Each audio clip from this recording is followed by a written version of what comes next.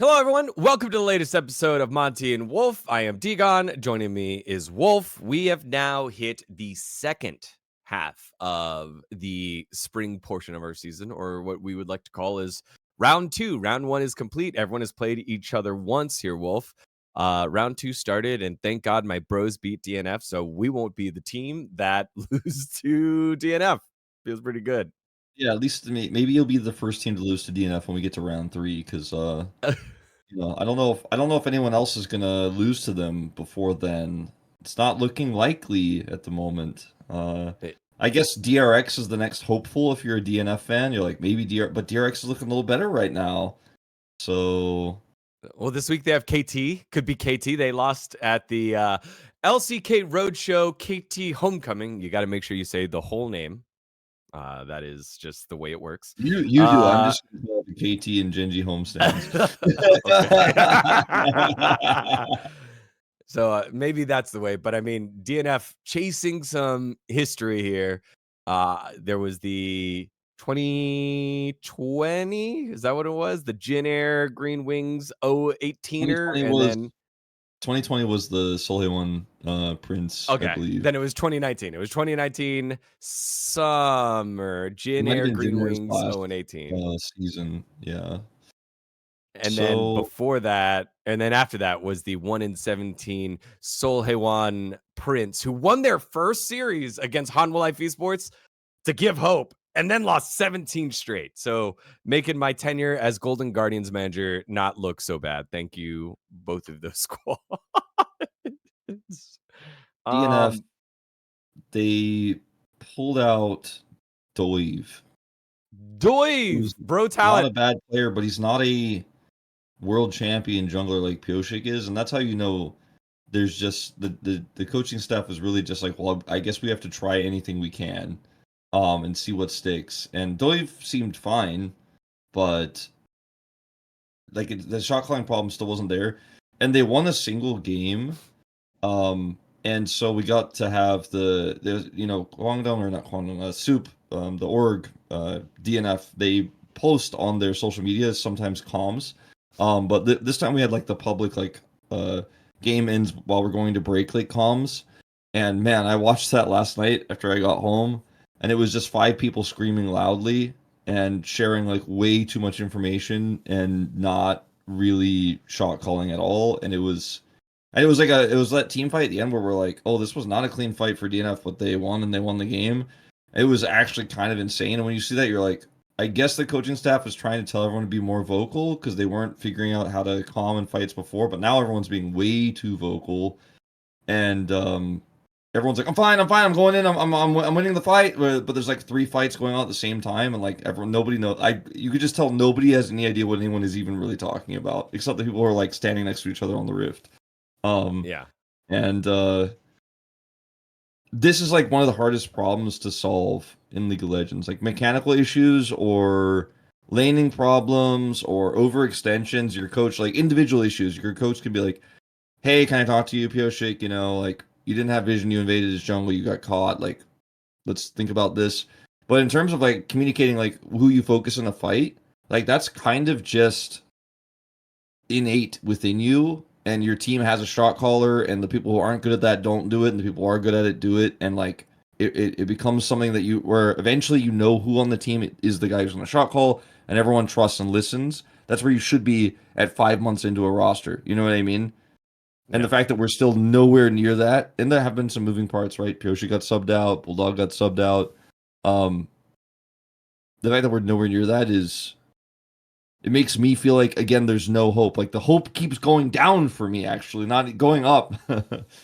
Yeah, it's scary. I think it's really scary because we've said it so many times. It feels like it would be veteran leadership that kind of organizes the team. And I feel like if you're a veteran that gets plopped onto that team, you're like, holy shit, no one knows how to play League of Legends. They know how to click the buttons. They know how to CS well. They know how to do damage.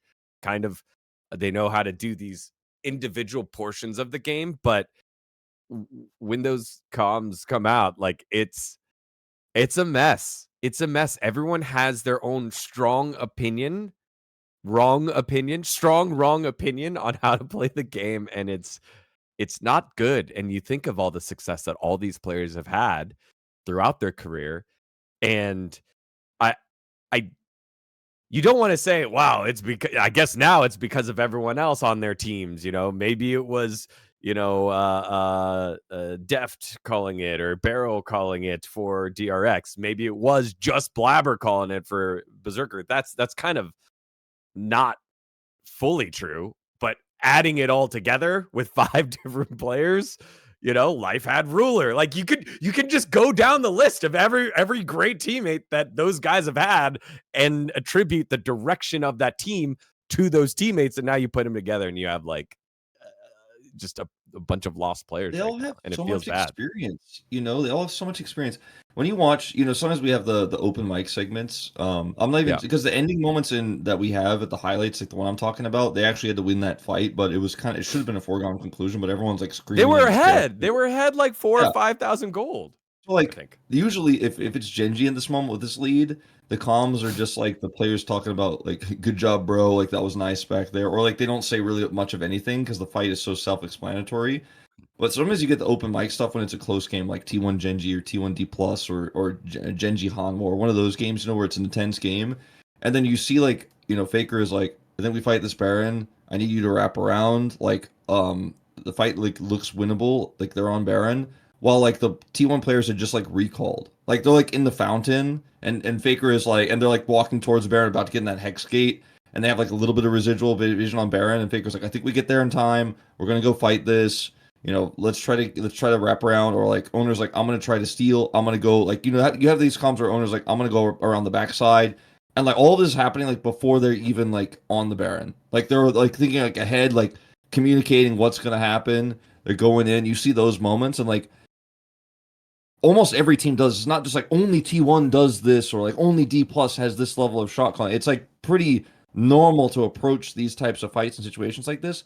But game 3, they're doing Otacon while the Nexus explodes. Like, what is like? I don't know if we're ever gonna see those comms, but like, what happened there? It's like the third time this season where like they're just trying to do an objective and can't decide if they're gonna finish it off or not while the Nexus explodes. Like this time, it wasn't even like their backs were getting stopped by the enemy team and they got checkmated. They just like couldn't decide what to do. Yeah. Um, It, so it's like it just keeps happening, and it's very fundamental shot calling, and like you don't even see that kind of mistake in like the LTA or LEC. You know what I mean? Like you'll see other mistakes, other problems, other missed calls around like a Grub fight or a Herald fight or some big like 3v3 that broke out in the top lane. But that's the kind of thing that you see in like low elo games where somebody's like, "We do Baron, let's do Baron," and the other person is like, "But our Nexus is open," and then like you lose the game and everyone's fighting in the post game chat. Like it's just very very bizarre, very bizarre. And I hope it gets fixed because it's tragic. Like it just yeah. feels, it like pains me. And I said this to you guys backstage yesterday, but the only exciting thing about DNF right now is that they're still on a losing streak, because like at least you're like, oh man, like that's kind of interesting. Like how deep does that go? Because otherwise you're like, oh, there's nothing redeeming about this team.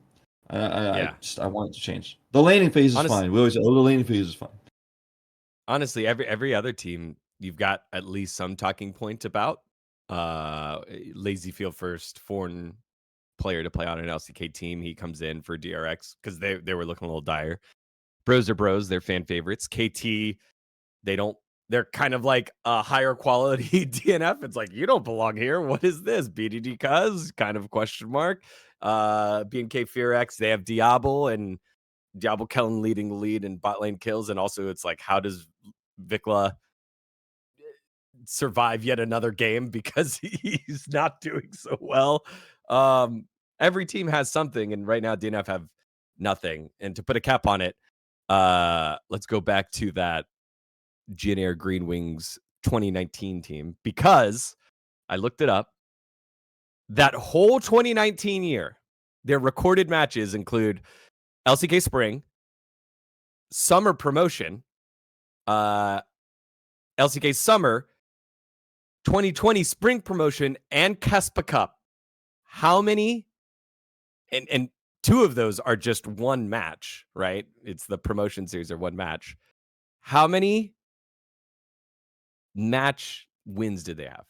You mean games? That whole year? Like No. games? How many match wins did they have? I'm gonna say 1. That's close. They had 2 because they won one series in 2019 spring.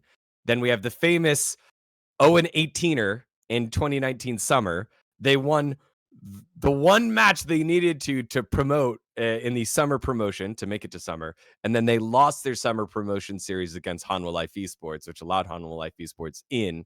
And then just insult to the wound, they lost in Kespa Cup 0-2. So it is a lot of losing. 2 series wins in a whole year, including the fun cups. So who knows? If someone can please create a DNF mascot so that we can have sad freak and glad freak. Well, I have the sad bro thing for bro when they were like the team that was at the bottom and generic colored and they became like the new generic green wings meme, but they're like not that now they're just the Giga Chad team. I mean the sad bro is a Giga Chad with a coffee mug, but like I don't know, I'm sure AI can figure out how to make something happen with the freaks. Yeah, no. I want you to hand draw it. Hand draw it. No, Don't be like Nongchin social media manager older. Be like the future Nongchin manager who corrected themselves and had an artist draw it for themselves. All right. That is our call to action. I was involved, not directly because I wasn't working on the Overwatch League at the time, but I was obviously an Overwatch commentator and knew a lot of stuff going on behind the scenes. I was very, when I saw the Shanghai Dragons roster for Overwatch, I was like, that's an 040 team, and everyone's like, no, surely they'll win at least one. And that roster was so obviously like so painfully not a competitive Overwatch roster like in any way, and was very obviously going to get trashed on by like all the sick talent that existed early on in Overwatch's history. Like that was a roster you could look at it from a mile away and be like, is this a pro level team? And then D and Freaks, like the thing about D and Freaks is you don't think that when you see this roster. Like their first few games in LCK Cup, I was like, oh, this roster like has some cool ideas, you know? That's why it's so shocking to see this result. I don't think they will go like win this for the whole year. I think with the, if I'm not mistaken, with the 5-round system, I think they could go like up to 055. But like if they go 019, there'll be a new record, right? Obviously because of like the new format.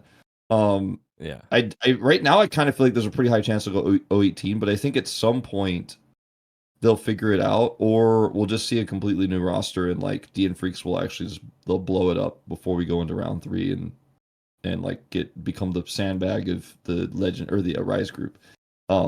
So I like something has to give. Like they'll find some new players or something and just be like, okay, well this roster isn't even the roster it was before, and we're just gonna completely remake the team, and maybe Berserker will survive, but otherwise, who knows?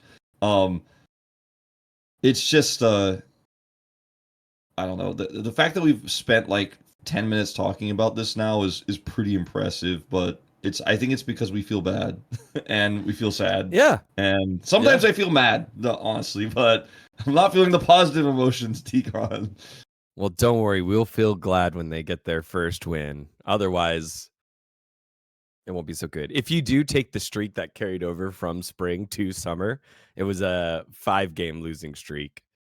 So they were actually 23-game losing streak, and then they never made it back into the LCK. So that's actually the record.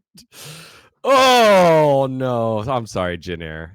Don't worry. I'm not talking about you, Umpty. You're sweet prince. You're fine. Where do we go from here? All right. LCK Roadshow. Let's go there. Oh, what? Wait, put that up again. Put the whole thing up again for people that didn't see it. For those of you that watch on podcast, Wolf has a Jin Air Green Wings framed. It's a flag. Logo. Flag. That's awesome. That's awesome. I need to get a bro I used flag. to have it in my background, but I like moved some stuff and it's not there anymore. But I'm gonna Yeah, now figure out. you I'm have gonna that put it up like again. you have that artsy painting behind you, and I was like, man, that does seem like Wolf is very sophisticated of that face or whatever. Put Yeah, the I got that in Jin Vietnam, but a flag back really up. cool Vietnamese artist. Yeah, that GenG flag is actually from StarCraft, where in their last season of StarCraft Pro League, they actually were champions while they were not doing so well in League of Legends. Homestand. So we had ourselves the LCK Roadshow, GenG homestand, and KT Road Homecoming. Both those were in coordination with the city of Suwon. GenG obviously beat Dplus. KT fell to T1. Kind of sad because the KT fans showed up. Like, and apparently, correct me if I'm wrong, Wolf. The Suwon is where the baseball team is too. The KT Wiz is so it's So, like yeah. their home. It's their Yeah. home stadium kind of thing. So that was cool. That was I enjoyed it. What did you think of it in terms of all the big hubbub, and compare that against what we've seen so far, which was the LEC Roadshow? I mean, I do think that it's hard to compare to the LEC Roadshow because that was a different like type of vibe and a different type of stadium, and that was kind of like the LEC Roadshow was definitely more of a full-on LEC thing, whereas this was kind of like a few orgs are working together to make this one small, 2-day event happen, where it's just like the specific matchups as well. It's not like all the teams for 2 days or all of the teams for this week were traveling and stuff like that, like we're gonna have for Busan MSI qualifier that we have later this year, and of course the LCK finals, which will be a roadshow. I think that's much like more easy to compare to like the LEC roadshow. Interesting stuff about this. It seemed to be completely sold out. I don't have the exact date on that, but like I did not see very many empty seats.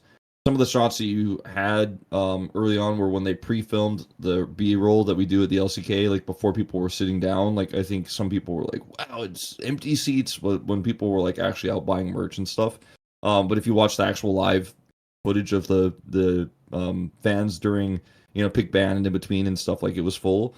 I looked into it because I was curious. The cheapest ticket you could get on either day, and there were very few of these sold. The most of them were more VIP tickets. Cost 100,000 won. And Which is then $100-ish bucks. I guess it's like yeah, I mean 70 it's not something based off if you look at the conversion. exchange rate, it's like 70 something, but for effective like purchasing power in Korea, it's about $100 in terms of like what it's worth and what it means. And the average ticket was about 120,000. Then some tickets were like over like 150. So a lot of people were really upset about that because they were like, well, it's really expensive to attend this. I already have to like pay for my transportation to go to Suwon and stuff like that. But like, and I feel bad for those people who can't afford it, obviously, because it's very expensive compared to going to the LCK, for example. But it's sold out, so I guess like the market price for this is actually quite high. Like you can actually sell tickets for a really expensive amount and have it still be this successful, and people are still buying tons of merch, and there's food trucks, and like you're pushing a bunch of people to the city. And this goes back to something we talked about in a previous episode where I was saying this type of model, the city model, which brings a lot of people to these cities to spectate games, could be the future of what keeps League of Legends in Korea, like competitive League of Legends, the LCK specifically, afloat. And this was another example to me of that being very successful, that idea working incredibly well. Obviously, KT Wiz and Suwon are close. KT Sports, the sports organization, can help make that happen. They partner with LG, with GenG as well. So, and the GenG homestand has the LG's partnership and sponsorship. So, there's a lot of funding going into this. This is selling merch to GenG in a wider, bigger way that allows for basically more merch to be sold to more people than you could fit in like Law Park, for example. So it's really big for GenG. It's really big for KT in this moment. And then also you had the other teams that attended, right? Like Dplus and T1 got to utilize this homestand in a similar fashion as well, where they're like, okay, there's going to be a lot of people here in Suwon. Let's make the best of this. and maybe the charm of this will fade away if it happens like every week. If we move to that more city-based model where we're traveling a lot more, maybe if it's every week, it won't sell out every time. But at least right now, I do feel like this seems extremely viable. I think a lot more orgs are going to be looking to invest in this because it's a super good way to build a relationship with a city. Like they're just win win win win win win win. Like there's only wins here. And I know there was, some people were upset about how GenG's merch was sold, and I know some people were upset about the ticket prices, and I know like some of the content that T1 made ended up being very controversial. I'm not going to go down that rabbit hole, but like at the end of the day, for the orgs and for the teams, it was a very, very successful event. You could just see it, and like moving into it, we were all very optimistic. And I'm hyped about what it means because I do think it means more of this, more bigger capabilities than what LoLPark can provide. We still have great commentary in Korean and English, but we also have the local commentary with the Marine and Kuro and some of the other ex-commentators that used to work for the LCK were making content there as well. They did a pre-show on GGG. Like, it just means like now we have two broadcast teams. Now everything is bigger, everything is better. You can listen to what you like, you know? It felt like just what the natural evolution of League, if it keeps expanding, like keeps growing, like could look like. I know that's not where we're at right now. Frankly, I know we're kind of shrinking in it's esports winter times, etc. But this looks like what the future, if the future is happy, is. So I'm very very much a big proponent of it. Yeah. You covered a lot of what I wanted to poke at. I think the biggest thing, concern and success that I have, and I think when we plan these things forward, is you never want to go bigger than the demand, right? Like you don't want a stadium and then there's like seats that are empty. I remember at LCS they had that a couple times where they would get this basketball stadium and it just wouldn't sell out, so you had to cover some of the seats with tarp or like shoot the camera a certain way. Whereas in Madrid, that thing was sold out for the LEC roadshow, which was epic. And then they did an epic job with the introductions and stuff. And it felt equal, right? Every player had their own walkout and did like sign the plaque or whatever. And then the camera was underneath the plaque so you could see the signature. That was beautiful. That was amazing. I wish that both teams had their own individual walkouts. Both the non-sponsoring team, because we don't call it a home game in the LCK because there are no home field advantages in esports, not yet, at least. Well, I mean, you So get side selection. In terms of yeah, like we actually do call it home team when you're the team at side selection because it's like you have one home game, one away game, and the double round robin system. But like besides that, yeah, you don't have like the crowd or your location advantage. yeah. I think just the making sure the stadium is filled or whatever size venue you have is filled is super important. So to hear that tickets were reselling for 100,000, which is in my opinion, a lot. I think I've been to a concert before and it was like 60,000 won. I've been to a baseball game and it was a cheap ticket and it was like 15,000 won. So for it to go for 100,000 won, that's huge demand because there weren't enough seats, right? The more demand, higher price. And I hope now we could get a bigger venue, maybe a tiered venue, because it was packed. The fans were there for both teams, but mainly for the team that was putting it on. T1 fans are abundant. They're everywhere. They are great, except the small minority. Yes, I know. Whenever we flame T1 fans get mad. So it's the small minority. But the KT fans were way larger. There was way more there in Suwon, and that was awesome to see. So to imagine, like, okay, what if we had a weekend where we had, four teams all there, and those are the only teams that play that weekend. The way that we do the schedule, it's just those two, and they just battle it out.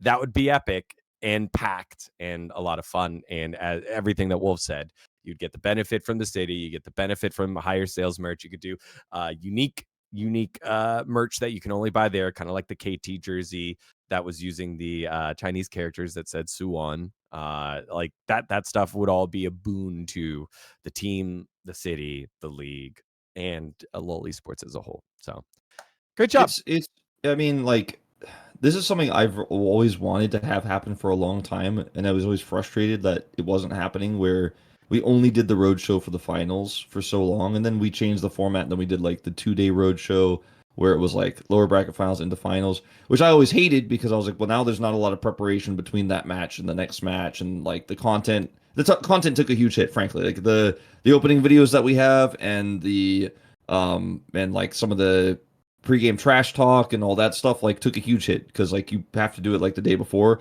or what actually happens is you film like 3 different versions, and like and like the Yeah. trash talk is like actually not even real because like you don't even know who you're gonna play against yet, and like so there's like a little bit of that. But we got the 2 day roadshow, right? So we went from one finals day to like, okay, we have the lower bracket finals and then the finals, which is very cool. But like I've always wanted, like, why don't we do semis? I mean, it's a sick match for the semis. I mean, obviously it's not semifinals anymore, but you know what I mean? Like the bracket run that goes up to it. Or why don't we do the banger games? Like, why isn't T1 GenG in a stadium? Because all you see on the internet, all you see on Twitter, and all we get is DMs being like, I really wanted to go to the T1 match, but the tickets sold out in like 2.7 seconds, and there's like nothing I can do, and I really want to go. But if you have a 5,000 seat stadium for T1 GenG, like it'll sell out, and 5,000 people get to go. And then there will still be people being like, man, I couldn't get a ticket, or the tickets were too expensive, or whatever.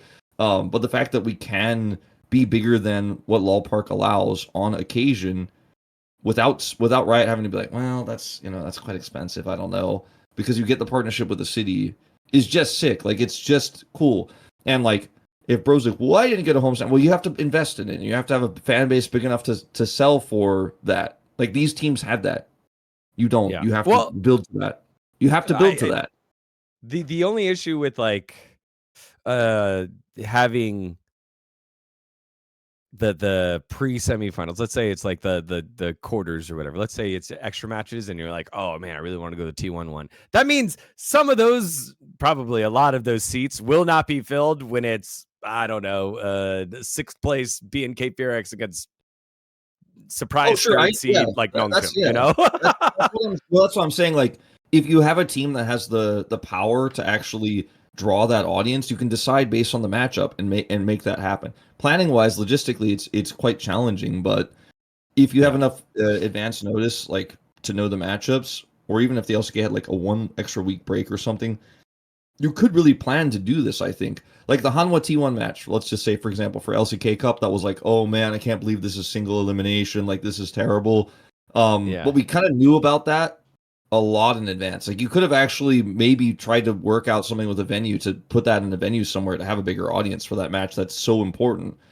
And then I understand it's a franchise league, and some teams will cry, well, they did this and we don't have ours. But like, we can't let the teams that cry that aren't popular like drag everybody down, because the teams that are popular and are making good content, did invest in big rosters who are more popular, just need to not be constrained by LoL Park's small audience size. You know what I mean? Like, I want to see more of this so that we can, the teams that don't have it, like, have something to shoot for. Because look, you brought into this franchise league, and some of our teams, frankly, like, don't invest hard at all and are like just kind of show up and like, yeah, they have a small staff that goes with them and stuff.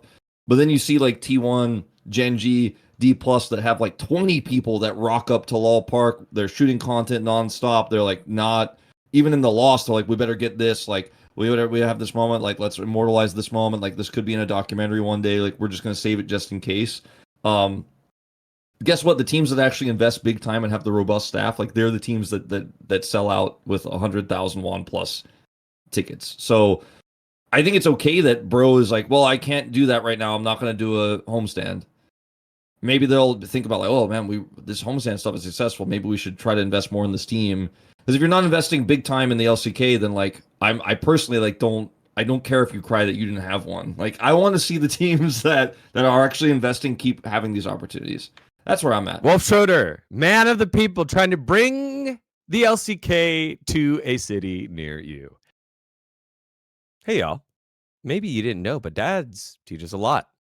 How to fix things for ourselves, how to pick up after ourselves and put the power on, and even how to make do with less so the family has more. Well, this Father's Day, let's show our dads that they deserve the world at a price that they would be impressed by. This Father's Day, treat your dad to a pair of everyday earbuds by Raycon because he deserves to relax, recharge, and enjoy his favorite music, podcasts, and calls in crystal clear sound. Now, Raycon's everyday earbuds are the perfect gift for your dad, whether he's lifting big at the gym, busy with those endless work calls, or jamming out to his favorite tunes that drive your mom mad. Give the dad the gift of premium audio that goes where he does. Did you know that Raycon's latest model is better than ever with a 32-hour battery life and multi-point connectivity that lets him pair with two devices at once? Finally, dad can wave bye to that tangled old pair of wired earbuds. Now, if any of this is ringing to you right now, or maybe if you need a pair, head on over to buyraycon.com/M&W to get 15% off site wide. Right now, Raycon is offering 50% off site wide when you go to buyraycon.com/M&W. That's buyraycon.com/M&W.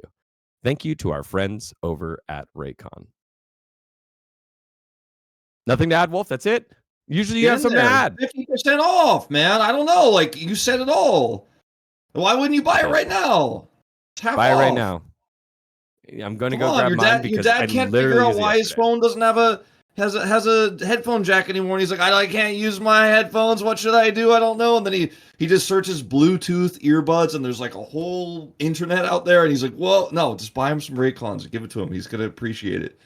But I don't know how to work this. No, just it's really easy to connect. Come on, so show him how to plug it in, and then show him how the settings Doesn't work. fit my ear. My ear hole sizes are different because this one has like that little squirrely hair that comes out of it. Well, Dad, there are different bud sizes that will fit into your weird ear holes. Just trust. Buyraycon.com/M&W. All right, this is the portion of the podcast where we talk about T1. It is. And it's not very dramatic this week, is it? It's not. It's not. It's not. It's really not. It's not, y'all. Don't get mad. So do you remember last week when I said, "Oh, T1 lost to Bro, but they're gonna bounce back. It doesn't matter." Remember when I said like, it's like there's Guma problems and he's got champion pro problems, and we were viral on FM Korea, me and Atlas, because I was like, oh, I think he should play like Zeri or maybe something like Aphelios, and then they locked Lucian. I was like, oh, that's not the one. He did play Lucian again, but he was not the only one this week who's picking that champion. And I was like, well, like they still won a world championship, even though Guma's always had these problems. Yeah. They had a slam dunk freebie week. Okay, it's like you're not allowed to lose a single game to DNF or KT Rolster. It's not allowed. Like if you do, there's drama, there's problems, there's trucks. But you know what? Even though some of the games were a little shaky at times, especially the DNF series, where you're like, oh, they're losing the early game to DNF. They won 4-0, and it was a stable week. I think the truth about T1 right now is in the standings currently they're a third place team, which is where a lot of people would have put them after LCK Cup. Some people are saying like maybe they're the best team, we can't know because they lost to Hanwha format, blah blah blah. But like top 3, I think most people were like, okay, they'll be a top 3 team. That seems likely. And then there were some issues, and there were some Guma problems, and there was the drama with Smash, and then there was the like loss to Bro. But then everyone was like, it's over! I guess T1 is done! The era, the dynasty is dead! Like, they'll never win another world championship. Like, there were, like, reactions like that. And for me, I was like, okay, well, they're going to be a top 5 team at worst. We know the class of this team. We know the power of the 4-man that's been together forever and has great synergy, has great team fights, has great objective control. And then you have Doran, who's, like, sometimes underperforming in lane, but still doing fine. And in terms of team fights, had an amazing LCK Cup. Was one of the best tank Jace players, even though his Jace is looking a little sussy right now in terms of his LCK play. And like it's okay for T1. Like I feel like the fan base and also the haters are like they're either the best in the world or they're dog shit. And there's no like it's okay that T1's third right now.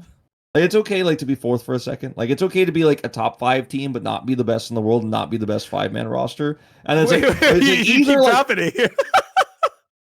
Yeah, well, I mean, like, I'm saying, like, anywhere between 3rd and 5th is, like, okay. If you're, like, 6th to 10th and you're, like, looking at a Rise group situation, that's when like I think it's okay to start like trucking and demanding like changes and like this is a horrible situation. To lose one series to Bro is something that GenG has also done. You know what I No, mean? Like it it is. could happen to It anyone. is. It is never okay for trucking. It is never okay for trucking. Only positive trucking. Honestly, T1 fans, you should show the bad T1 fans that you should positive truck. 2-0. I'm proud of you, team. That's how it I'm should be. all Like, I'm all about protests. I think protests should always be encouraged as long as they're not violent. So just put a LED truck for me. I'm like, it's funny, it's weird. Sometimes they say bad words on them. But like I'm totally okay with fans' right to protest because like you want to get your feelings sure. and thoughts out there. Sometimes I don't agree with those thoughts, but like I'm totally okay with people trucking in any scenario, but I would prefer more positive trucks. That would be Yeah. nice. Positive But like trucks. Positive I trucks. I do think there's a range between world champion and this team is absolutely trash. Like I feel like those are the only like opinions that float, or like those are like 80%, let's say, of the opinions that float around.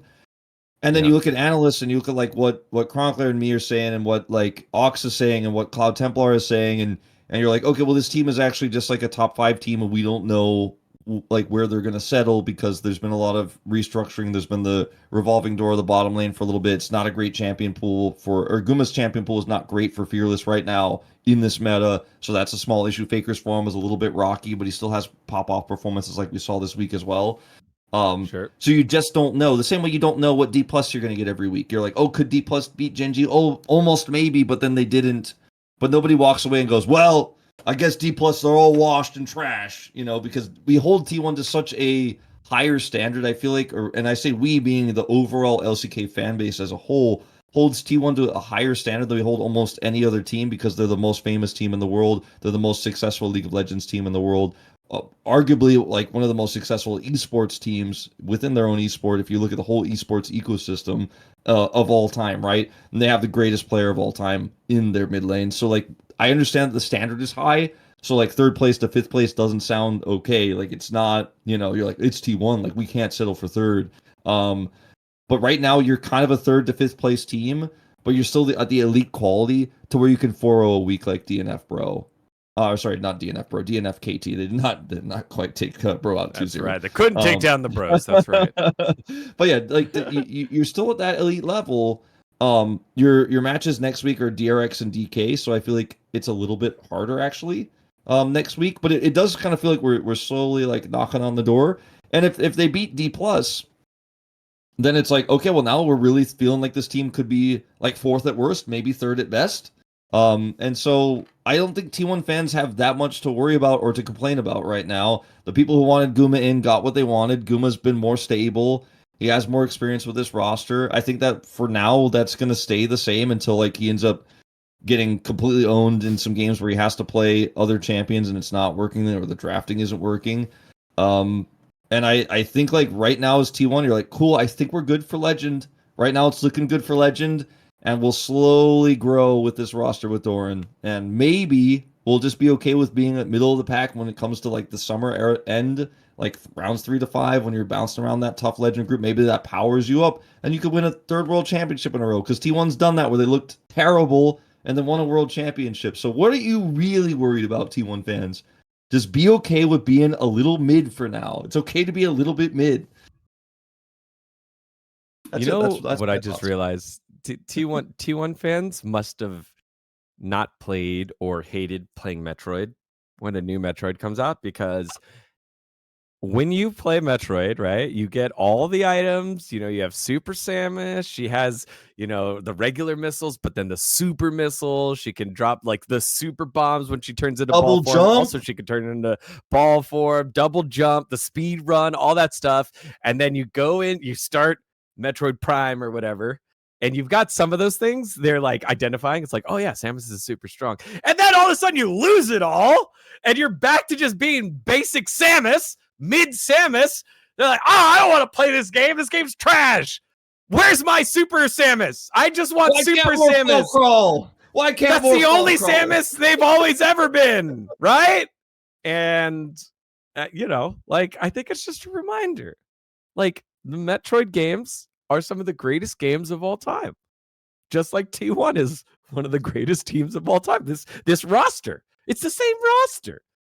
And eventually, you know, they'll get the super bomb back. They'll get the speed jump back. They'll get doubled. They'll get screw attack back. Don't you worry. It takes a little bit of time. It takes a little bit of time. And yes, we do now see that what would Zeus be? The swirly shot, you know, the swirly shot. That's over at Hunwell Life Esports. It's not in this game. It's not in this one, but you got to remember Metroid Fusion for that power up, you know.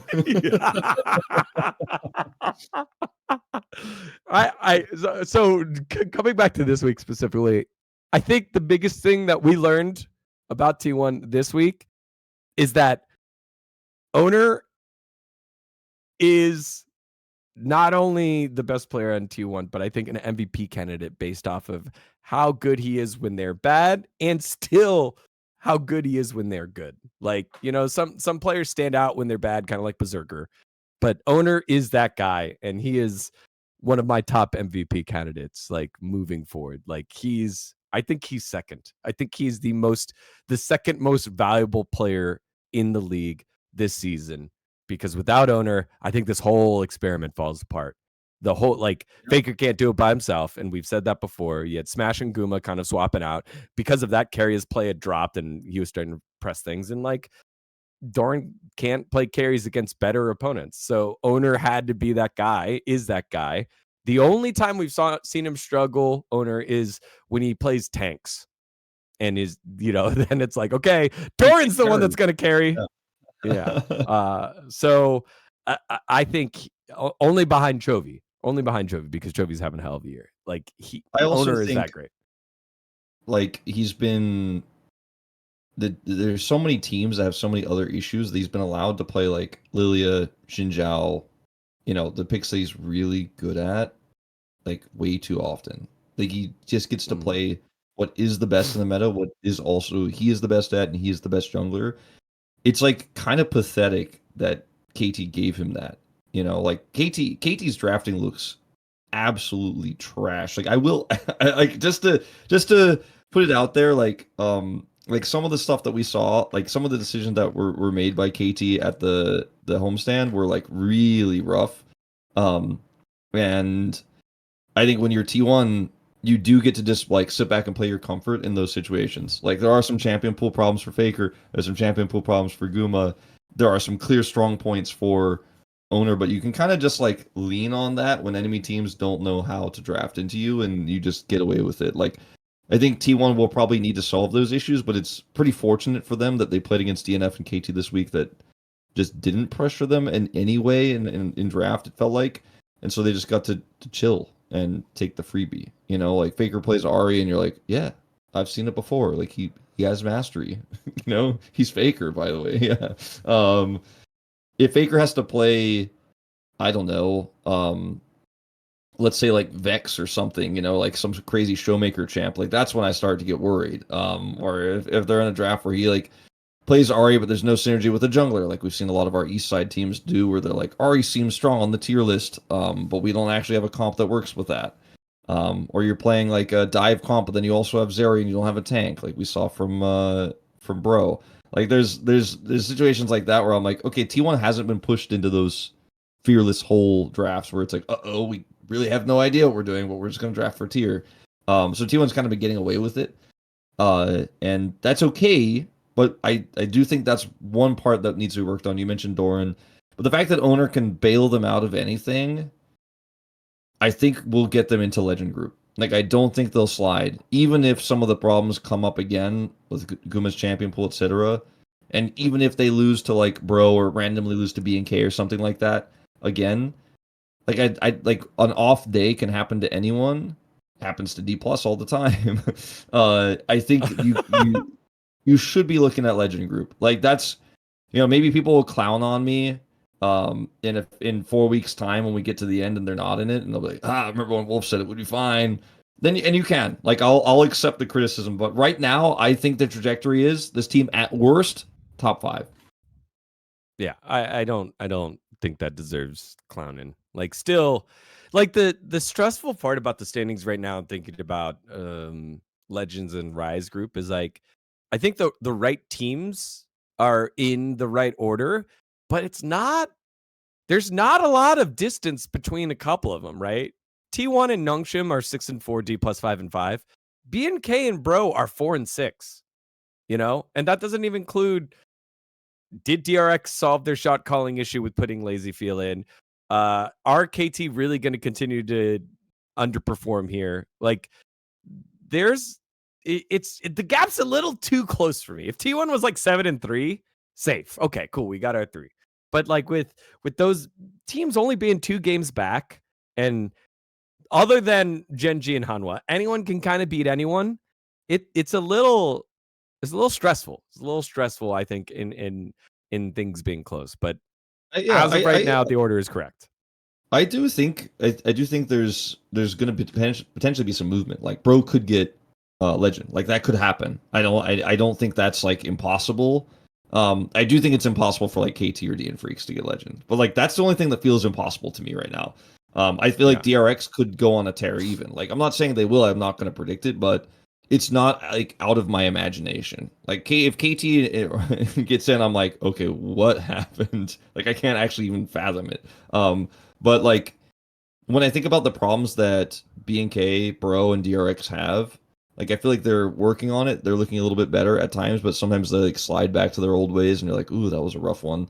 Like the fact that Bro almost lost to DNF, for example, yesterday is kind of like, ooh, I thought they beat T1, but like then what's going on? Whereas T1, you're like, okay, the form is temporary, class is permanent thing. It's like, well, I mean, yeah, they're still really good at objective fights. They know when to make a Baron call. Faker knows how to push the side lane and then draw pressure and then pull everybody back in. Like we've seen it a million times. For T1, I'm like, oh, that was a weird Guma game. Yep, they got 2v2 killed and like the game snowballed against them. Or like, ooh, Smash was in and it didn't work and he got nervous. Like we've had a few of those games. When you look at the overall big picture, I trust T1 more than I trust BNK, Bro, and DRX right now. Like more than Nongshim and Dplus is like, like we're kind of all in this murky territory. But so while I do agree with you, and I think fans will probably be stressed no matter how much I try to reason with them. Yeah, that's a consistency I don't see on BNK. That's a consistency I don't see on Bro that I see on T1. That's why I'm saying I think they're gonna be in the Legend group. I wonder how many like bot lane, like straight up 2v2s or 1v1s Guma and Carry I've lost this split. Like I feel like it's a lot. I feel like I remember him dying first a lot, just comparatively. Especially when like Diablo and Kellen got all 3 in their series earlier this going year. into this week, he was at like 56 or something, maybe somewhere between like 54 and 57% first blood victim percent, which is like an insane stat. I think it was the highest across like every major region. Which basically, to be first blood victim percent means the amount of times that you were the first person to die in the game. Not the first person to die on your team, but like you were killed during first blood. It was you. And to have a percentage of over 50 means that every other game, like more than every other game, you were the first person to die. So like that was a stat that was going around when people were very upset about his performances and the Lucian pick and all that stuff. That was last week. He did not get first blooded, I don't think, in any of the 4 games they played this week. So the number is definitely looking a little bit more normal now. Still high, but like not like, oh my god, that's the craziest stat I've ever seen. But yeah, it that is not necessarily solved, obviously, but he's getting first blooded. Then you look at his 80 carry stats, and he actually has like top 3 stats in so many metrics, and it's like, well, it doesn't matter actually necessarily. Like he's still doing Guma, where he's not making the flashy play, but he's positioning well and shooting people from far away, while Faker and everybody else gets in there, and then he's just like, I'm shooting and I'm doing it, and I'm an 80 carry, and this is my job, and like I'm doing it well. So I just feel like everyone wants the drama dGon, and I'm like, there's not that much here. Like he died sometimes. It's like shockingly, the player that has the substitute and there's a lot of drama about has died. So I'm gonna really latch onto that, and not the fact that he then like that was his only death of the game and he popped off and did insane damage. I don't know, man. When in that substitute, now that we're a couple weeks removed from it, I feel like I could talk about it a little more. In that substitute, he comes out, he's got the smirk, he winks to the camera, and he gets fucking solo killed by Kellen and like and Diablo. That was that was kind of funny. Like, that was kind of funny. Like, It was funny, and you and I were very like, not happy with it at the yeah, time. I don't want, like, that's just a funny situation. Swap any player in there, be like, come out, yes, it's my time, blah, and then they fall flat on the face. I would laugh at any of that. But the fact that it was Guma, it was like, that's not good, man. That's not what the team needed, man. Yeah, it is rare to All like right. showboat like that after coming off the bench from a Yeah. Korean player perspective. Like normally you would be very humble and be like, thanks for the opportunity, like, kind of mindset. Like I'll show good Let's lock performances in. to the fans. To like come out and kind of do like the winking and the poses and like make the fans like, swoon for you is a very aggressive move that is rare. And then he got owned and it was really funny. Y'all want to win? Let Guma spin. You can look that one up. That's, again, I know I said it last time, Friday Night Lights, but it's such a good line. Such a good line. All right. Time to remind you about our friends over at Mando, who have their whole body deodorant, which is safe to use anywhere on your body, including pits, balls, thigh folds, belly, butt cracks, and feet. And of course, the grundle. Created by a doctor who saw firsthand how normal BO was misdiagnosed and mistreated, and it is clinically proven to block odor all day and control odor for up to 72 hours.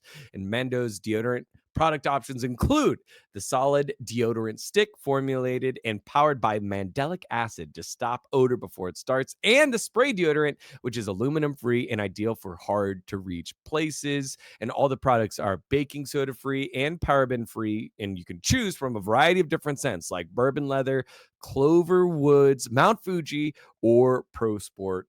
And as you've heard us say here before, just to remind you, it is clinically proven to control odor better than shower with soap alone. With 12 hours after a shower, the average man's grundle is an odor level of 5 out of 10.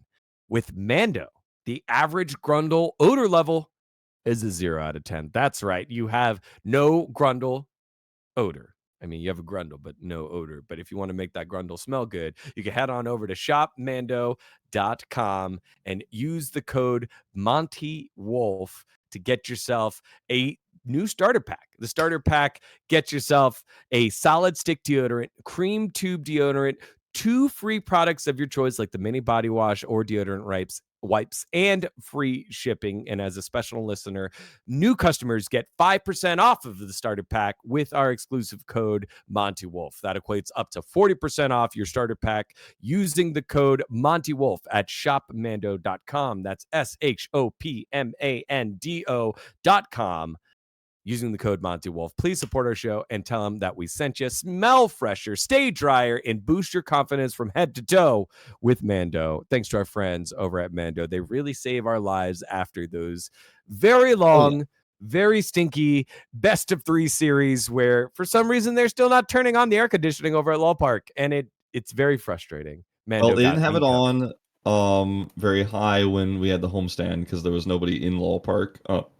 But then they turned it on Yeah. later because the fans Wait, came in. But the frustrating part is they don't turn the air conditioning on, but they have all the lights, all the screens, the big jumbotron behind you on. They've got all the lights in our studio area, and I'm just sweating.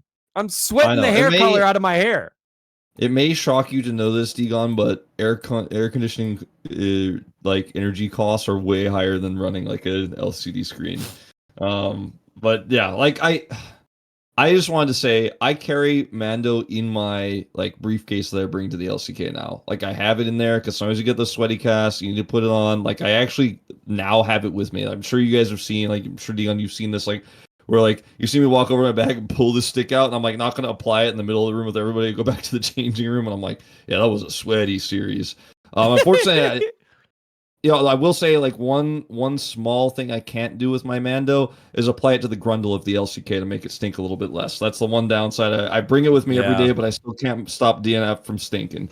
But it's yeah. great for you on your body and anywhere else. But you can't apply it to your life's problems. You're still gonna have to work on those yourself.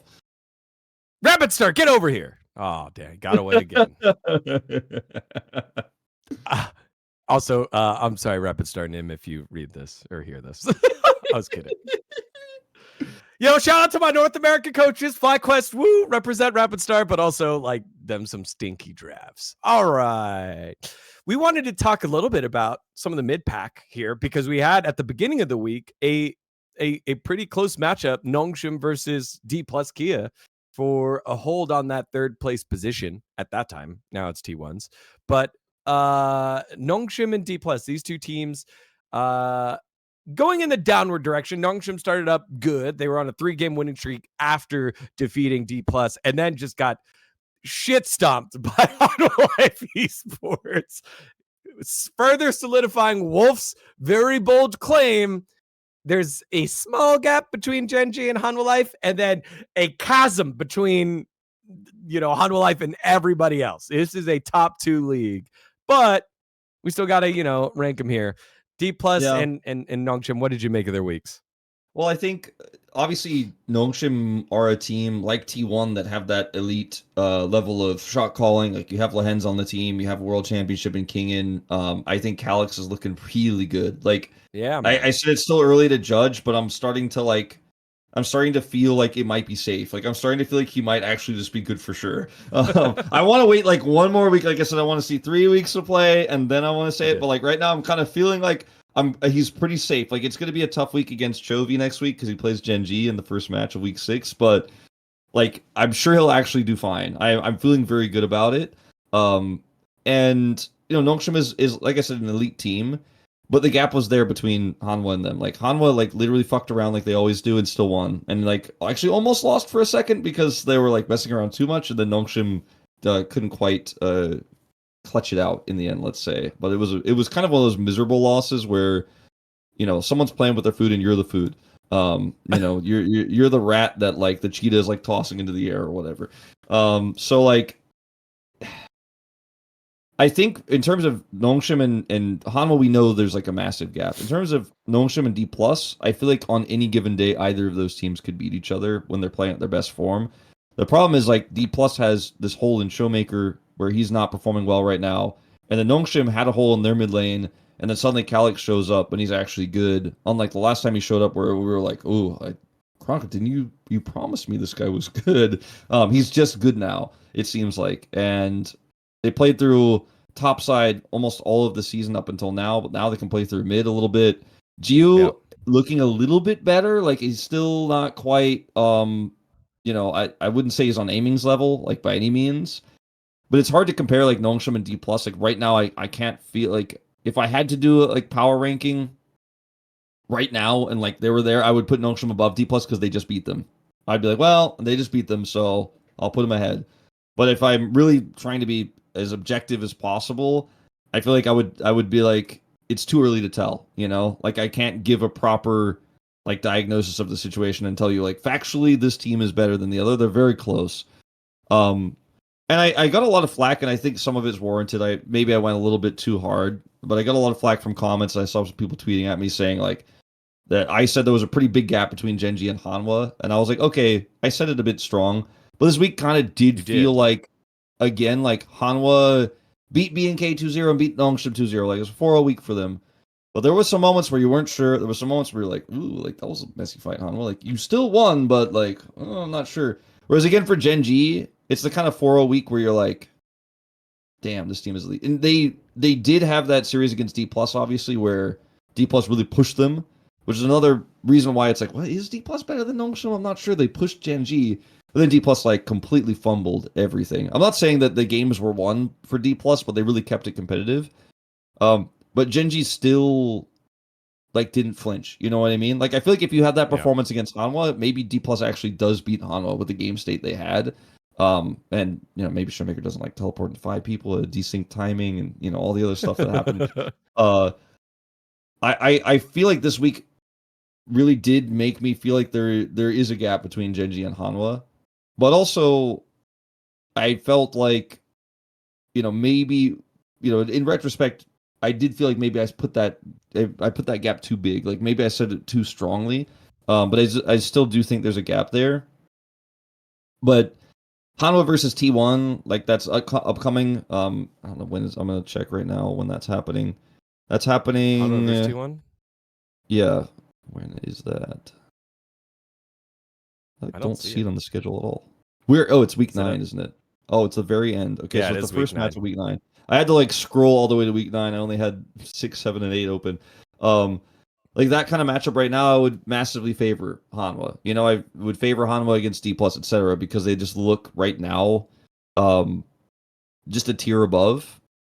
Yeah. And so, for GenG and for Nongshim, I kind of just want to see these teams be able to take the game states they have and then GenG it. You know what I mean? Where it's like, oh, we're super oppressive. We're not going to make any mistakes. We know exactly what to do. Because I feel like some of these teams have gotten to leads, like Dplus against GenG, and then they're like, oh my god, we could beat GenG. We could be the first ones. And then they just kind of lose their composure. Like they stop playing as carefully and as oppressively as they would if they had that lead against like KT. And so like if we're gonna see any sort of movement or GenG's first loss, then like that sort of stability needs to be there, and it isn't there right now.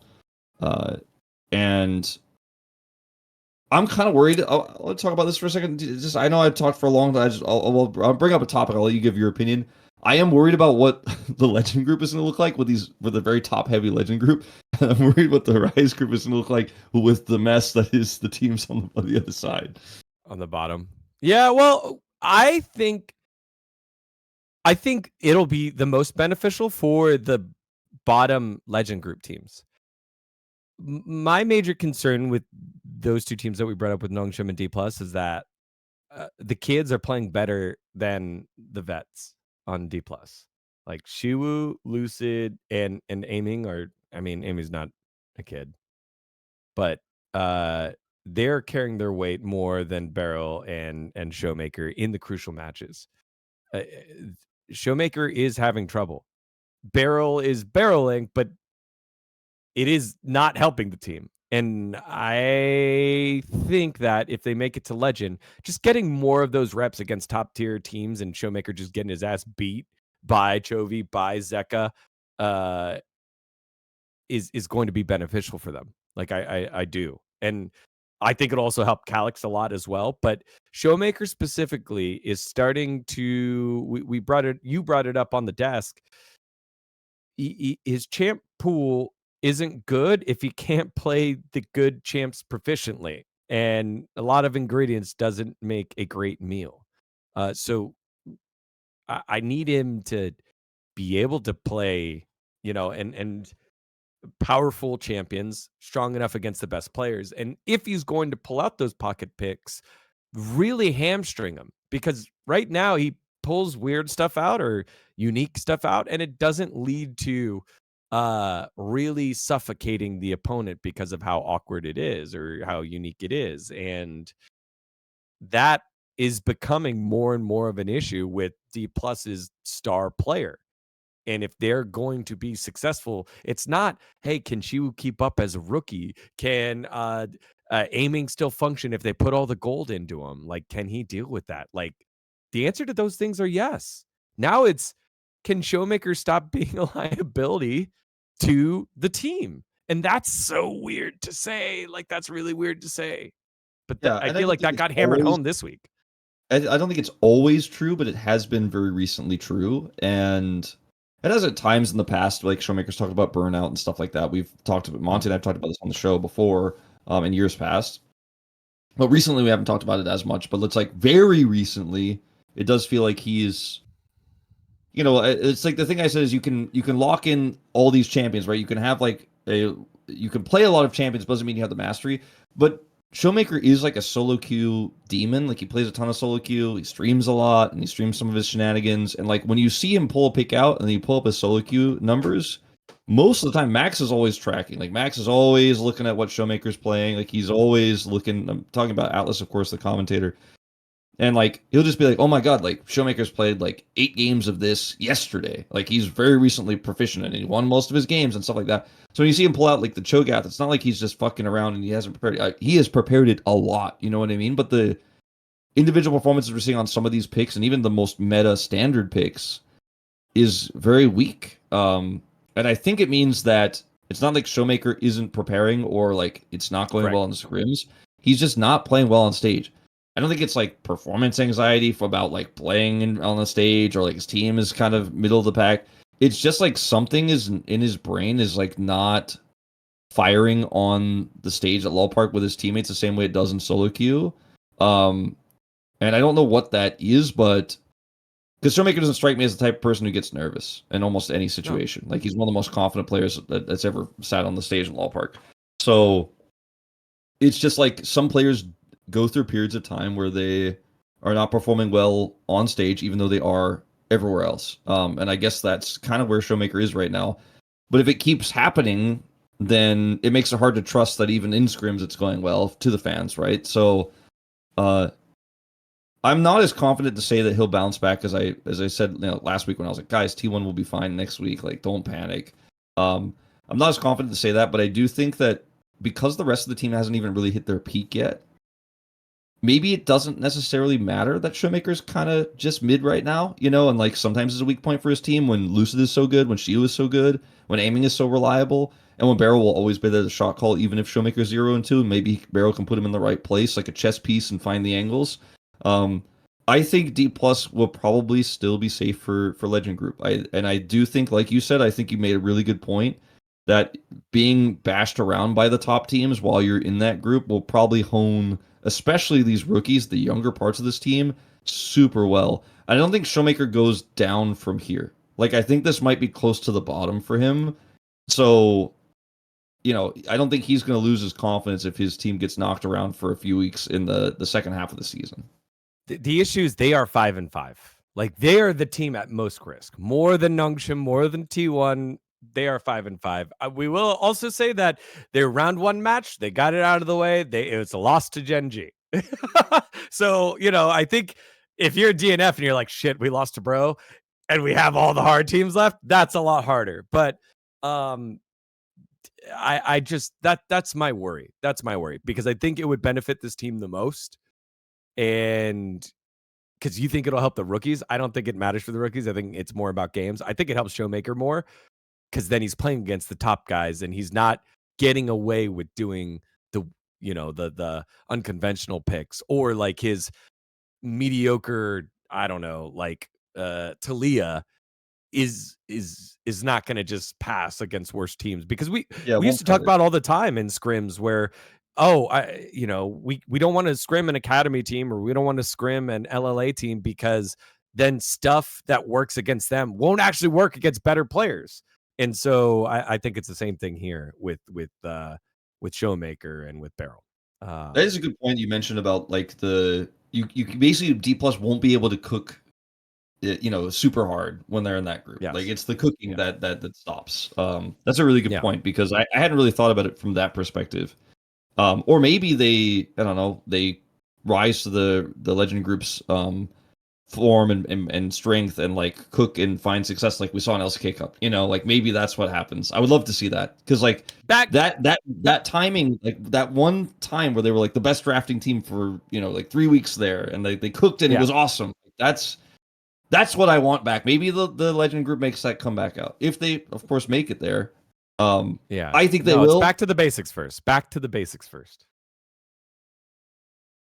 I think they'll make it, but it is worrying, and it's like what's like which emotion do you take away? I think as a Dplus fan, it's hard to say. Like from that GenG series, do you feel like, damn, we were so close to beating GenG, like this is so awesome, or like, oh man, we fucked this up so bad that it's like so pathetic? Like, are we happy about this? Like, I don't even know how a Dplus fan would feel, because I feel good about it. I feel good about it for Dplus, like, because you can fix all the errors that they made so easily. It's the fundamentals that got them to the lead in the first place that's hard to teach. So I feel good about it. But I don't know how a Dplus fan feels about it. Yeah, like again, I picked Dplus for the upset there, because we've now had this pattern of they get the lead and then there's some head ass shit that happens afterwards. I don't know how that's going to get translated. There is some dumb decision making that happens.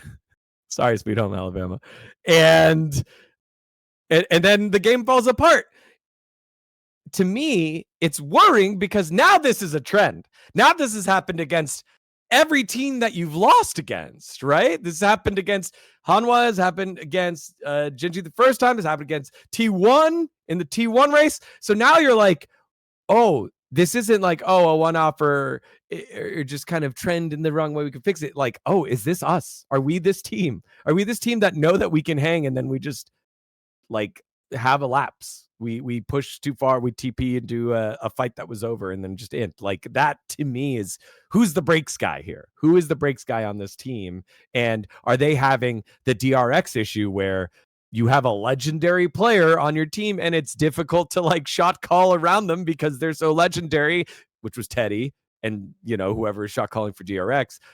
Is that the thing? Is Lucid going to be able to tell ShowMaker, no, this fight is over. I know you want to get back in it because we had Otacon. It is over. Like that to me is a thing that's what I would be focusing on this week if I was Dplus. 100%. Speaking of DRX, we go to our final couple of topics here this week.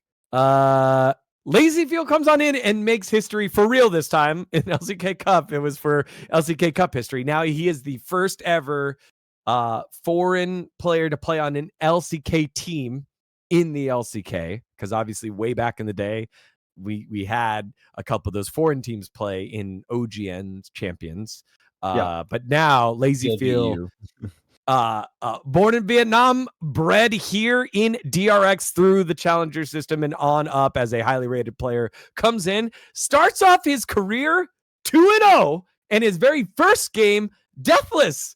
Like, it's a dream start for LazyFeel. Yes, it's against Bro and B and K Fear X, but still, like, that is how you want to insert a rookie and get like that confidence brewing.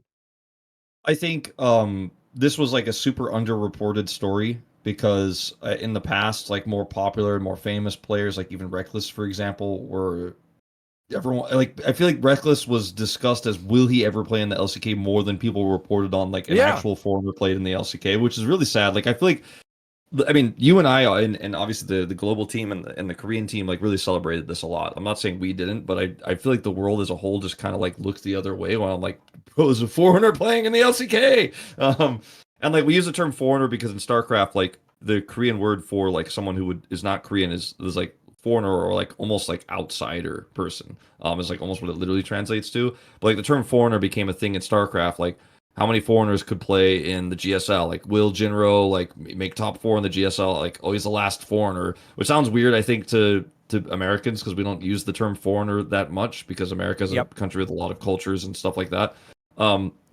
But literally, he is a foreign, non-Korean. Like people like to use the term non-Korean, but because I come from StarCraft, I use the term foreigner. But he's a non-Korean player playing in the LCK, which basically has never ever happened, and it's so rare to see a non-Korean player on any Korean roster. It's not impossible. It's not like it's never happened. Like it has happened. Like you see mixed rosters in Valorant over at VCT Pacific and stuff like that. Like that's more common there. But for League of Legends, it's never happened.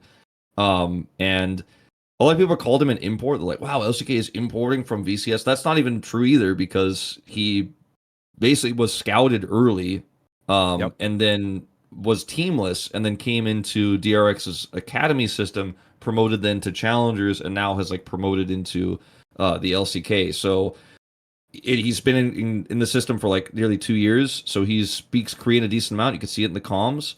I don't think he's comfortable enough to do like interviews in Korean yet, but I think you give him a year or two and he'll probably will do a little Korean interview here or there. The same way that like a lot of the Koreans who've gone to the LPL, for example, speak Chinese. Like Scout speaks Chinese fluently and will do an interview in Chinese. That could be like what happens. I think when you look at the term import, it has historically been Korean players only who import. Like there have been a few Chinese players who've imported as well, and like there have been EU imports to NA. So there are some imports, but like LCK is the export region. Like we export a ton of players everywhere all the time. The VCS region is not known for exporting players, especially not to Korea. So I think the term import doesn't sit well with me. I just don't think it really makes sense here. I think this is just a talented player who happens to be from Vietnam, who happens to have had an insane amount of potential, was scouted early by DRX, and now is like so young and so early in his career, already finding so much success that he might just be a mainstay AD carry in the LCK for years to come. So that's really exciting. I do feel like this is super underreported. Like I feel like this is not being talked about enough. If Reckless had played, it would have been all over the front page of the internet. Like people would still be talking about it. It would be like the biggest topic of the week. And because he was a lesser known player, I feel like this like just went under the radar. But I'm glad you brought it up because the dynamics of the team were definitely changed when he came in, and they looked a lot more confident. And I do think Teddy being so much more experienced than everybody else meant that there was some potential nerves and like tension between trying to tell him what to do, because Teddy was also a very vocal player and a player who does, like, I think when you compare him to the rest of the team, know more than other people. So it's kind of hard when Teddy disagrees with you and you think you're right to tell Teddy like, no, actually we shouldn't do this, because that's how Yeah. Korean culture works as well, in terms of like the societal hierarchies that are built in with age and experience and tenure. So now Lazy feels this young guy who has a lot to say, and everyone else is young on the team, and even Rich is like not as much of a veteran as Teddy is. Everybody can feel more comfortable, it seems like, with this guy on the roster. Yeah. When you think of imports like that, especially from Vietnam, you have Levi, who had his opportunity over 100 Thieves. It was very that was very experimental, and he was still behind. I think it was Medios at the time. 100 Thieves. I'm not 100% sure, but he really never got off the ground. To me, the biggest impact is SOFM. Obviously, spent a lot of time over in the LPL. World's finalists with Bin and the Suning roster there, but now LazyFeel having the opportunity here to come do that and change it on up is it's just exciting. It is just very, very exciting. And to me, it then makes me wonder, not only does this change DRX now, but does this open the door for other LCK teams to do future imports? And yeah, possibly LPL imports, solid players who could come on in and just speak the language of League of Legends, maybe use some broken English, maybe some broken Korean, maybe some broken Mandarin as well. But like, it is just fascinating to see how it worked. And you can see how much it means to the team as well, because in the interview with UCal and Sponge, are both saying we're very excited for him. He's very eager. I think UCal is the one that said he is always excited to learn and puts it on himself. You can hear in the comms cheering for him. It just seemed like a positive, which is a bummer. It comes at the cost of Teddy and legendary Teddy, who's just been a great AD carry, a great servant of the LCK. But it does kind of open up a brand new future here for the LCK and for Yeah. imports potentially moving to the LCK. I think that it's not excuse me, I think it's not out of the question to have a young talented Chinese, 80 carry specifically as well, because that's the role where I think it's easiest to be a non-main language player, because you're not necessarily going to be doing that much shot calling. Being able to communicate with your support is important, but like beyond that, like I think that's the role where it makes the most sense. Yeah. We talked about it a lot, Monty and I, in the past on this show. You and I've talked about it a little bit. It does feel like there is a little bit of a talent pipeline problem in Korea right now. Like, we've seen all there is in challengers. There's a few new players coming up. Players like Diablo were considered high potential players for a long time, but they were so young, and now finally he's of age to play in the LCK. He's playing. But like in the old days of the LCK, it was almost always the youngest players and the newest players that became the icons, became the famous players that had the insane years. It was not just like year after year after year the veterans are like there. Like, it's not like year after year after year. Back then we were saying like, oh, Zayas is the best, Zayas is the best, Zayas is the best. It's like, oh, look at the Rockstars, look at Smeb, like he's new, he's coming up. Like, these are the new and young players that like then go to Worlds, and like now it's just like veterans after veterans. And sure, we've had a few success stories like Lucid, like Shiu looks like he's going to be a success story. But we've also had the Clears and the Birdalls and some of the other players that have come in, the Poddux. I mean, That even this either, right now, like with the KT roster that was so damn dominant. Wei, we're not sure what's going to happen with him. Hambach, we're not sure what's going to happen with him. Like that KT roster was so damn good. You go down the Dplus challengers roster that just got pilfered. Thanatos, see you later. Who is it? Was it Saint? That was also Dplus as well. yeah, He's not yeah. here. So like, it requires both a specific role that is available and you are cycling through, and also just is the talent good enough when they do get the opportunity after they've proven everything they could in challengers? And then, like, Calix comes back and he's good, but it took a little bit of extra time. But I do think that the fact that Lazy feels able to slot in as a non-Korean in this roster and perform well and change the whole dynamic of this team means that maybe we should be using our challengers players more, even if they're not as experienced. But if we dry up in terms of like the player talent that we think is in challengers, in terms of like players you can trust, where big teams like Dplus Kia are like, I don't know if I don't know if there's a mid laner that can replace ShowMaker right now while he's fumbling. Like maybe Zini could be that guy, but then you hire him and you ruin ShowMaker's confidence, and then like Zini doesn't perform, and then ShowMaker comes back and he's even worse. It's like very scary right now. So the fact that this opens up the possibilities, like you're saying, I think is exciting and makes, I think, orgs look at things differently, especially when you consider how popular League of Legends and the LCK is in Vietnam. You've also now unlocked this entire new fan base, and DRX have a ton of Vietnamese fans. They did even before they signed LazyFeel, but like now you have this huge extra so that people who potentially want to buy your merch and stuff. So it's just all good news. Like I cannot believe like how underreported and like how understated this move is. It's just insanely smart by DRX, and they're already looking way better with him in the team. Chat / commenters, I don't know what happened to my host, but we have like positive Wolf, all good news, Wolf. Man, roadshows, all good news. Dplus, I know you're 5-5, but you'll definitely make the Legends group, and then you'll get better. This is the bottom that we've seen of ShowMaker. It's only up from here. T1 fans, you can go ahead and protest. Protesting good. Positive trucks would be nice, but protesting good.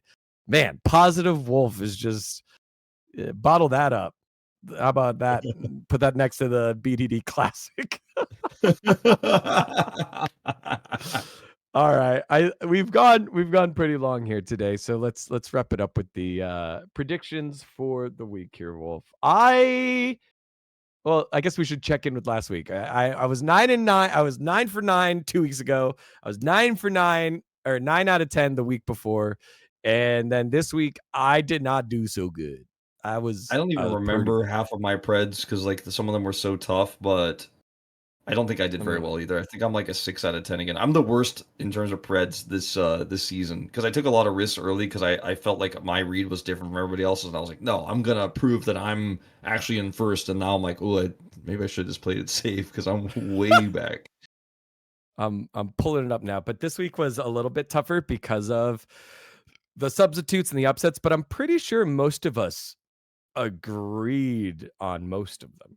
Like actually, we were pretty okay. Here we go. I've got it. So Nongshim versus Dplus, we all got wrong. Everyone got wrong. We all went Dplus. We were Nongshim haters, but now I think we have to start predicting them. We all were aligned on BNK versus Hanwha. We were all aligned on GenG versus KT. What did was the big brain and got bro DRX over bro. We all were T1. We all were Hanwha. I was wrong on the Dplus GenG, but I was right on the DRX BNK Fear X. And then Cronny threw that KT one away. So generally you were fine. You voted with the pack and you were correct all the way through. I didn't gain or lose that much traction this week. I think all of us that gamed something got something back except Chronicler. Because we did got the DRX one that no one else did, but I got the DRX one that no one else did. And that was it. I threw my lead away with the Dplus one. All right. So what does that end up? Let's see. 1, 2, 3, 4, 5, 6, 7. So all of us were 7 out of 10 except Chronicler. Lol. That guy cares about predictions so much. Can't lol. Yeah, lol. All right. B&K versus Bro. We kick off with, I think there are 4 games that are contentious. This is one of them. B&K versus Bro. This one is really tough, to be honest. I think I'm gonna go Bro though. I think I'm gonna Bro leave. I'm a little bit burnt out on Vikla. Like I tried to like caster protect him. I was like, no, Yeah, the you did. You're like, he's not actually that bad. Did you see him dash under the tower? He was not beating the allegations. He was not beating the allegations this week. I think I can't in good conscience predict. I think I have to predict Bro. I think I have to predict Bro. I don't like it, but I think it's the right choice. I think it's the right choice too. Yeah, like I feel bad. Vikla is such a confidence player, and when he was ahead, he looked very comfortable, like getting that lead on Ari against DRX. But he's making ShowMaker type mistakes. Like I don't want ShowMaker to make mistakes that make him look like Vikla. That's what I don't want. Like you can't do that anymore, ShowMaker. So we both Bro here. Dplus versus KT. I think that's an easy Dplus vote. That's I don't think it's that easy, but yes, it's a Dplus vote. I think Dplus are on a 3-game losing streak. 1, yeah, but 2. KT or KT. Sorry, Dplus are on a longer losing streak than KT. 4 losses. I know some of those matches are tough. I mean, Nongshim and GenG and Hanwha and then T1. So they lost to all the top teams. But confidence, man. Like losing sucks. All right, but we both go Dplus there. T1 DRX. This is another contentious one. Like, I think that DRX solved a lot of their issues by removing Teddy, which again isn't a Teddy talent issue, but allows the team to shot call a little bit better. In T1, I think have just won 2 games because they played DRX, or they played DNF and KT, like 2 teams in disarray. A surprise trap game. I still think T1 are just gonna out team fight them, even if there's some shenanigans. I think I have to go T1 here. I don't trust DRX yet. Although I will agree that they're trending upward. I'm gonna have to predict T1. Is this my troll pick of the week? Is this it? I think.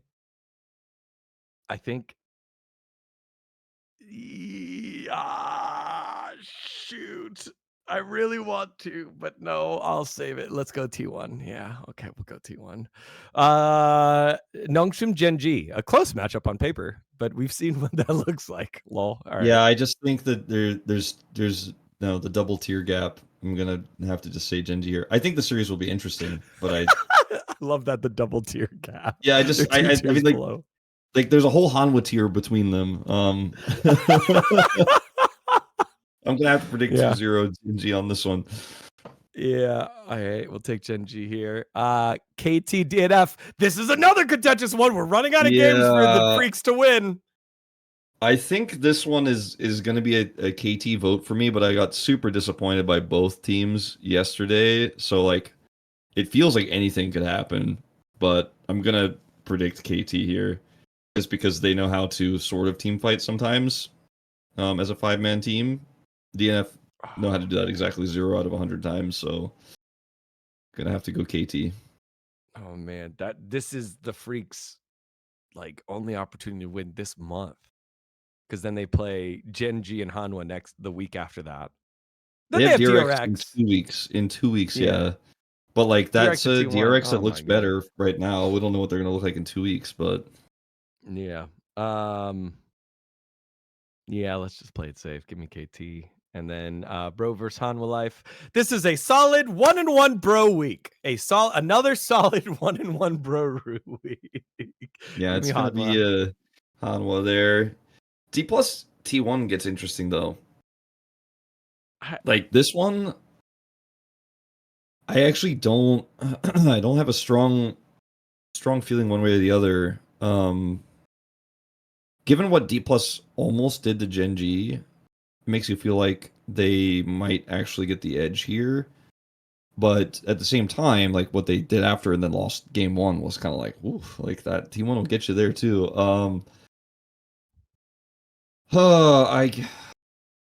It's so weird that I'm like I'm so upset minded with T1 versus DRX, but then in T1 versus Dplus, I'm like, I feel like this is pretty solidly T1. I'm pretty disappointed in Dplus. I think that's just because like the the different trajectories of the teams. Like DRX look like they're going up, Dplus look like they're sinking a little bit. So like I Yeah, can 100%. see like how like the human brain works, and like psychologically you're like, so is this, is DRX like a better chance? Because like we don't know, they could be even better next week. Whereas for Dplus you're like, they could be even worse. And I think that is kind of why I think I'm gonna pred T1 here. Actually, ultimately, I think I'm gonna be a T1 predator. Damn, T1 4-win streak going into week number 7 feels good. Yeah. Yeah. All right. T1. I don't think We'll anyone go will be T1. mad either way if you get this pred wrong on either side, because it's that's probably the toughest match to predict for the whole week. Yeah. So T1 over Dplus, GenG over BNK X. Easiest match to Yeah. predict of the whole week. Uh, GenG. I don't know. Nongshim versus the DN Automotive Freaks. Do they get their win there? Nongshim. No. Nongshim. And then Hanwha versus DRX. Yeah, that's Hanwha. All right. That's pretty safe. I think